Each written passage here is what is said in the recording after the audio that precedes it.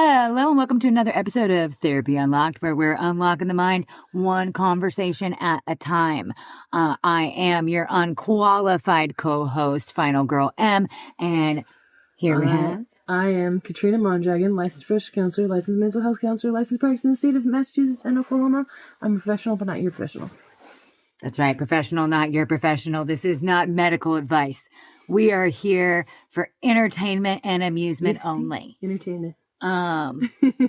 And also today we have stuffed animals. I would just like to keep it interesting, honestly. But that said, I do want to further our mission today, actually. When we began this, we talked about how we wanted to really unlock some mysteries behind therapy with an unqualified opinion and a qualified opinion. And I don't know if you remember, I sent you a video this week where someone said they pay attention to what a client does with the pillows on the couch. Yes. Okay. The therapist put, I pay attention to the things most people don't, and then it scans her office and it shows where the pillows are positioned in the room. And let me tell you, we do pay attention to where the pillows are. We pay attention to where you sit. If you're a couple, we pay attention to whether or not you sit next to each other, across from each other, whether or not when you sit next to each other, you're touching or not.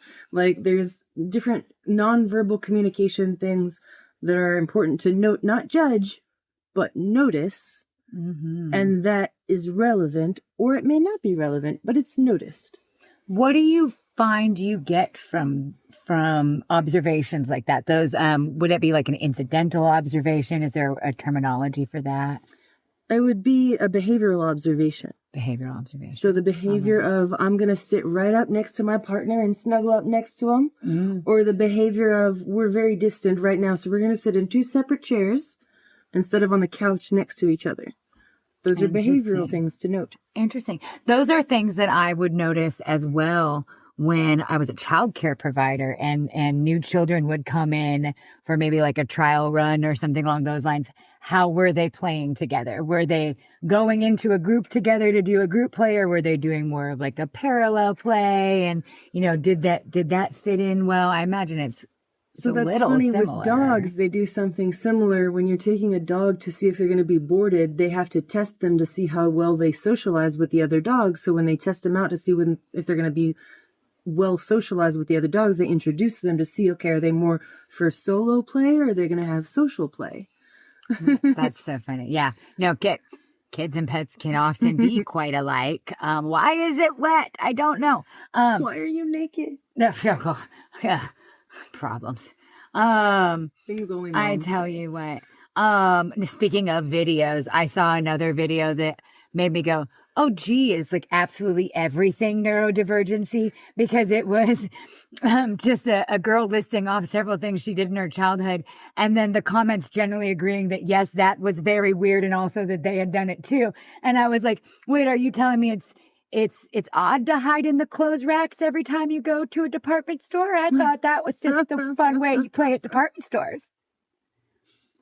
And pretend that you're missing in the clothes racks? That's okay. Do you remember that time we got kicked out of the mall for blowing bubbles? Yeah. That's neurodiversity. Yeah. Oh, there was a lot involved in that one. Yeah, for sure. But to be fair, the people at the mall, we were children. The people at the mall were thoroughly thrilled with what we were doing. We were not disturbing their peace. Everyone was Only the amused. Police were disturbed. And they were disturbed. They didn't like it at all. Well, you're not allowed to film in a mall because they think you're going to case the joint. So us teenage girls clearly were there. We accompanied by a parent. Clearly, were there for some kind of robbery. But really, we were just pre-YouTube videoing almost. Blowing bubbles to increase people's happiness. Right, telling people to have a good day. Yes. Have a happy day. I remember that. We were enhancing people's day, and they said the mall is closed. It was a series of challenges that escalated, starting at Mayfest. It was like a street festival in Tulsa. Mayfest. Yes, and then eventually we went to the mall and we just continued there, and we were just like talking to people, and I had a little Sony Handycam that I was obsessed with. And one of us had the handycam. We were walking around and we were just being silly. And yeah, you're not allowed to film in the Maybe mall. nowadays because it's a public space. Probably. I mean, I see videos in malls constantly, and there's those meta glasses now. That said, we have gone wildly neurodivergent on the topic, which was you described what to me sounded a bit like a horror story, which is just every movement that you're making is being perceived.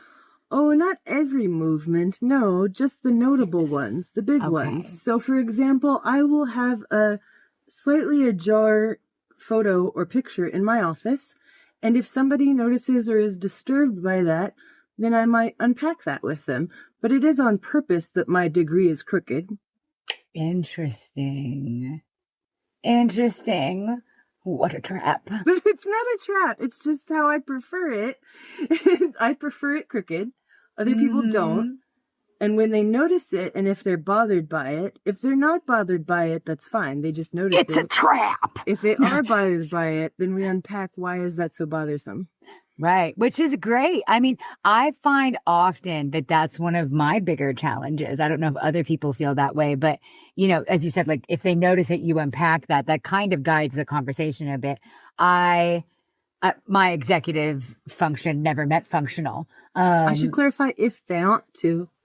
Right, like, if they want to. If they don't want to, we don't go there. Because you have autonomy. Everyone has autonomy. Absolutely. But the guidance of conversation, you know, where to start or what to talk about. You bring up a good point. Manipulation isn't always bad. That's all the time we have for today on Therapy Unlocked. Please join us next time as we continue the conversation. Don't forget to like, subscribe, and join us as we continue the journey to unlock the mind, one conversation at a time. What I talk about today should be taken as medical, legal, or otherwise advice. This podcast is purely for education and amusement. That is it. That's the disclaimer.